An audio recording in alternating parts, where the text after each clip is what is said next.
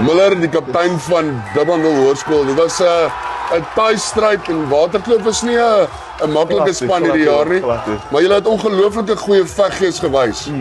Definitief oom, ek voel ons het eerste helfte, ons het nie ons kant gebring nie, ons het party van die manne was ons is daar, maar ons het gefokus, ons was nie gefokus nie.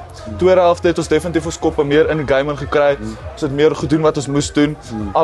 Alles wat ons aan werk reg gedoen en later aan die lyn staan 'n bietjie gegaan, maar dis 'n ding wat jy vir jouself in die voet moet skiet. Ek het nou vir coach Johan gesê dit lyk regtig of julle 'n mooi samehorigheid het en 'n regtig goeie spangees het. En dis evident van wat ons kon sien in die laaste paar minute. Is dit wat julle maar kweek in die span? Definitief een van die dinge oom. Dit en ons speel maar vir die Here. Ons doen alles vir die Here en om alles op die veld te los. Om ons beste te gee vir die coaches, almal trots te maak by die huis. Dis een van ons main dinge om die ouens daar by die huis ook trots te maak. Dis fantasties. Luister, ek gaan vir jou 'n knoks gee om jouself te hydreer.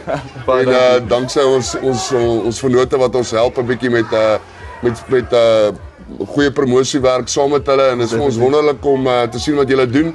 En bou so voort. Uit die aard van die saak het julle 'n wedstryd wat vir julle wag nog. So baie sterkte vir hom. Baie dankie. Ons sien julle maandag. Baie dankie. Dankie.